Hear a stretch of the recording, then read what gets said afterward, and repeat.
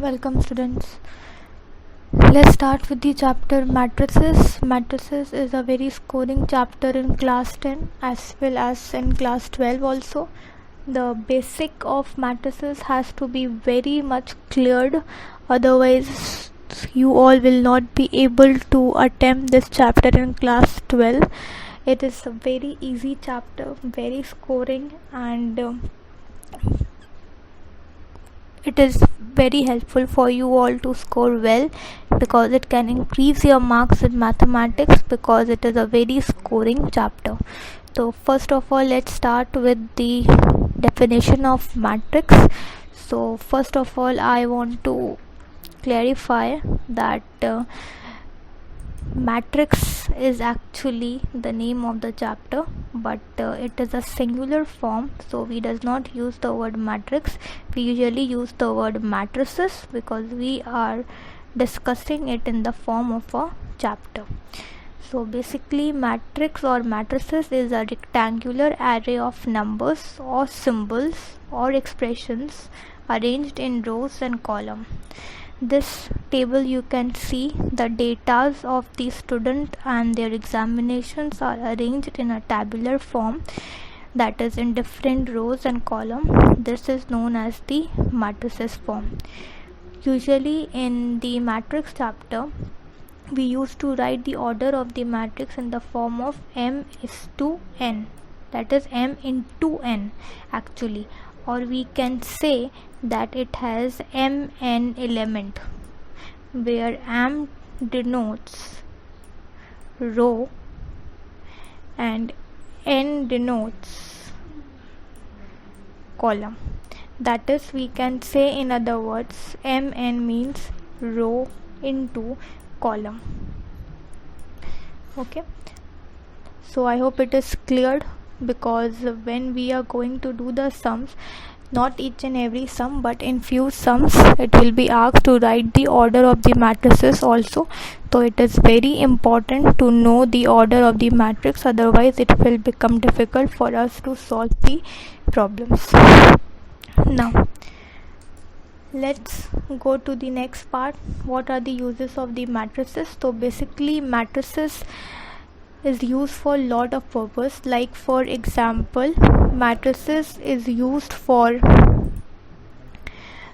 making an Excel worksheet which consists of grades for exams, like in the above table we have mentioned. Okay, so basically there are other uses of matrices also. Let's discuss about it.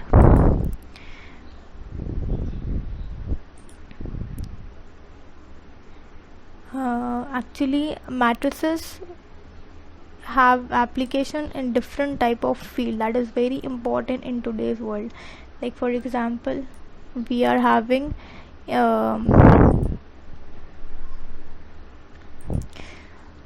applications of matrices in computer graphics, cryptography, economics, chemistry, geology, robotics and animation, and wireless communication and signal processing. At the same time, I should tell you that matrices is important in economics, because in economics also we have to solve lots of numericals in the form of a table. So basically, I mentioned earlier that table is possible just because of matrices rules, otherwise table or Excel sheet cannot be possible. Okay, now let's come to the next part of the chapter, that is the different types of matrices. First of all, we will discuss about row matrix. Row matrix is very easy. It consists of only one row and any number of column. It means that it can have 3 column or 5 column or 6 column, 10 column, 20 column, whatever it can be there, but row will always be equals to 1 when we are discussing row matrix. So here are a few examples. You can see it very carefully. It is having different columns, but there is only one row. Okay, Next is column matrix. Column matrix is the inverse of the row matrix, because in column matrix we have only one column, like in case of row matrix we have only one row, and we have indefinite numbers of rows. Doesn't matter whatever the number of rows you are having, but the column should always be equals to 1, then it will known as your column matrix. So you can see in different examples, example 1, 2 and 3, we have only one column but rows are 3, 5 and 6, but column is only 1. This shows that this is column matrix, which means that there is only one column, doesn't matter whatever the number of rows will be there. Okay, next is null or zero matrix. From the name only we can identify that what type of matrices we are going to discuss. So in null matrix it means that all the elements are 0. This is known as null matrix. Order, no fixed order is there. It can have 2 into 2 order, 3 into 3 order, 2 into 3 order, or 3 into 2 order. Whatever the order will be there, doesn't matter, but the element will always be equals to 0. That is important in this. If it contain 1 also, then it will not be considered as null matrix, because null matrix means zero matrix. It means that all the elements should be 0. Okay, next is your square matrix. Square matrix is very easy. Square matrix, it means that it consists of equal number of rows to equal number of column. That is known as square matrix. You can see here, number of rows is equals to number of column. This is known as square matrix. In square matrix, the diagonal from left top to the right bottom is called the principal or leading diagonal. You should remember this. We will apply this in further sums, and all the elements are known as the diagonal elements. Okay,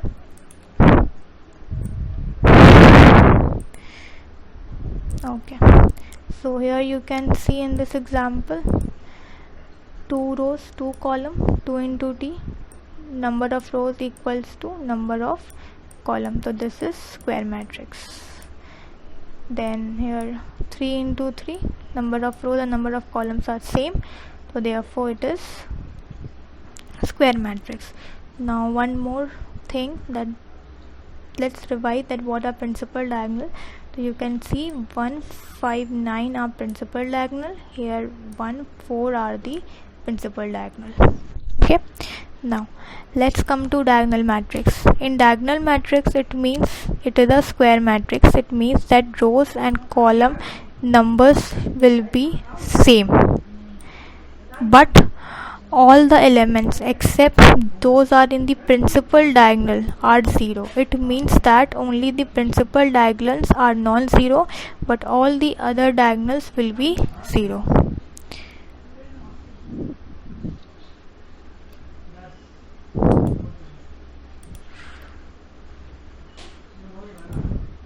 Okay, so principal diagonal, it means that the principal diagonal will be non-zero and all the other element will be 0. You can see in example 1, order are same, that is number of rows and columns are same, 2 into 2. Diagonal elements are non-zero, others are 0. In example 2 also, diagonal elements are non-zero, all the elements are 0, and order is same, that is 3 into 3, that is number of rows equals to number of columns. So this is the main thing we have to remember, that in diagonal matrix the number of rows and columns should be same, that is it should be referred as square matrix. And second thing we have to remember, that apart from the or except from the principal diagonals, or the element will be 0. Okay, now let's come to scalar matrix. Scalar and diagonal are interrelated, but the little difference are there. That is, in scalar matrix all the elements are 0 except the diagonal elements, that is like diagonal matrices only. But one thing is different, that is diagonals element should be same. It means that scalar matrix and diagonal matrix both are same. What are the properties same here? Number one, that both are square matrix, that order should be same. First property is this. Second property is that except the diagonal elements, all the elements are 0. Okay, and only these two factors are same. And one thing is different between diagonal and scalar matrix, that is in scalar matrix diagonal element are same.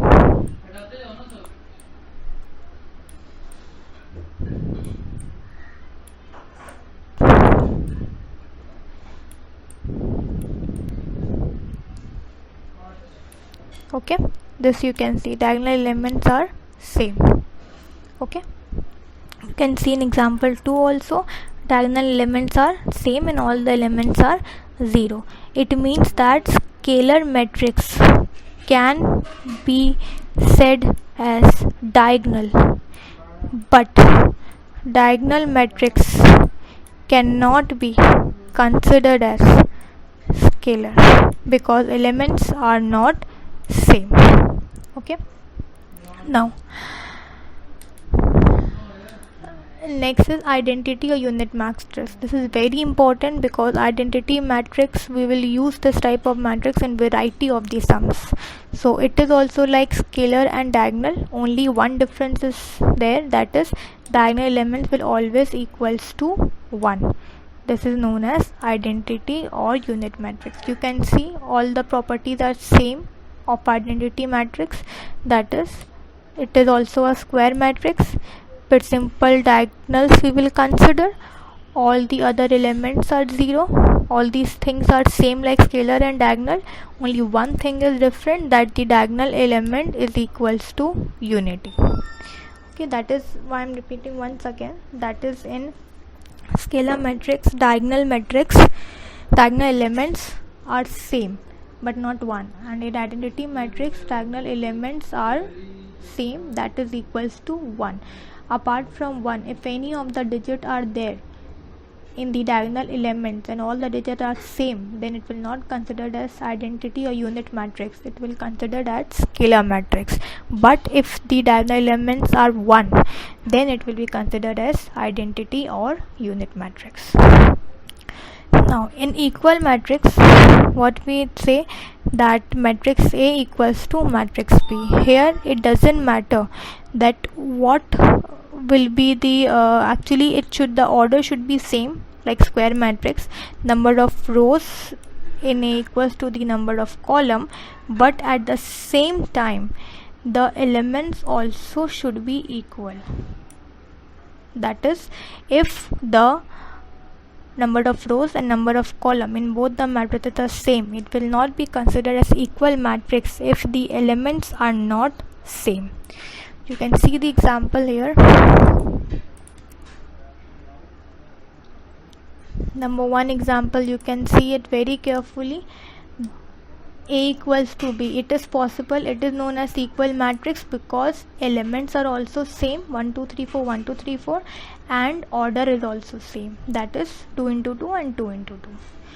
In example 2, orders are same, that is row into column, that is 3 into 2. This is the order of both the matrix, order are same, but still it is unequal because elements are not same. Then in example 3, it is known as equal matrix because order is same and the equality sign is already shown. So obviously it will be known as equal matrix, where we can see we will are having x equals to 1, y equals to 2 and z equals to 3. Okay. Now come to transpose matrix. Transpose and symmetric and skew symmetric, which I am going to discuss now. It is not important in class 10, but you should have some knowledge about it because maybe the application can come in your exam. So at least you should be aware of the definition. So in transpose matrix it is very easy. We just interchange the row into column and column into row. That is m into n will become n into m. You can see here A equals to 1 2 3 4 5 6 in this form. After transposing it, row become column and column become row. 1 2 3 4 5 6 was row, now it become column. 1 2 3 4 and 5 6, and order changes from 3 into 2 to 2 into 3. Okay, and we resemble or denote the transpose matrix sign like this, AT or A dash. In some books it is written AT, or in some books it is written A dash, so you should remember both the symbols for transpose matrices. Okay, next is symmetric matrices. In symmetric matrices, it means that transpose of a matrix is equals to itself. It means that AT will equals to A or A dash will equals to A. It means after transposing we will get the same element, same format without changing the number of rows or column. It means that M into N will not change in N into M, and we will get the same corresponding elements with the same order. That is, you can see in A we are having 1 2 2 3, AT we get 1 2 2 3 same, like in second example also 5 3 7 3 2 7 2 1 for A, and then AT also same element 5 3 7 6 3 2 and 7 2 1. Okay, next come to skew symmetric. Skew symmetric, little bit like symmetric but little difference is there. Like here, transpose of a matrix is equal to the negative of the matrices. That is, like you can see here, A is 0 minus 1 1 0, AT is 0 1 minus 1. After transposing we are getting this. So if we will do minus AT, we will get 0 minus 1 and 1 0, like this, similar to A. Means minus AT comes similar to A. This is known as your skew symmetric. Same for 3 order matrices also. So you don't need to worry about it, because we will be doing only 2 order matrices, because 3 order matrices is not in the syllabus for class 10. Okay. Now come to some rules or operations of the matrices. First rule is addition. Addition is very easy. Here the two matrices can be added only if they both are having the same dimension. That is, it should have same number of rows and same number of column. Like here you can see 1 2 3 4 2 4 6 8. So 1 plus 2, 2 plus 4, 3 plus 6, 4 plus 8. It comes to 3 6 and 9 12. So this is known as the addition matrix. We'll do the exercises in further, so you can able to clarify your doubts from there also. Okay, now you can come to the subtraction of the matrices. Subtraction of the matrices is also the same thing, just instead of plus we are doing the minus sign. That is, here also it should be having same number of rows and column. Here we are doing minus instead of plus. That is 1 minus 2, 2 minus 4, 3 minus 6, 4 minus 8. That is minus 1, minus 2, minus 3, minus 4. Same go for third order matrices also. And it is should be remembered that A plus B always equals to B plus A. But A minus B can never be equals to B minus A because of signs issue. Okay. Now let's come to multiplication of matrices. In the multiplication of matrices, the number of column in the first matrix must be equal to the number of rows in the second matrix.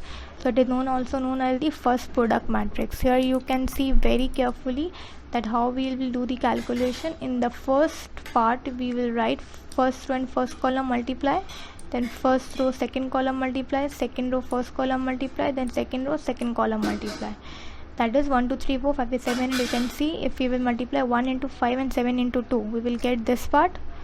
Then 1 into 6, 2 into 8, 3 into 5, 4 into 7, 3 into 6, 4 into 8. It means first row and first column. So 1 is for row, 2 is for row, Again 1 is for row, 2 is for row, 5 is for column, and 7 also for column. After multiplication we get 5 plus 14, 6 plus 16, 15 plus 28, 18 plus 32, and finally the product matrices come out to be 19, 22, 43 and 50. I hope multiplication is clear, but I know there will be some doubts, so when we are going to exercise problem, then we will discuss the doubts in detail.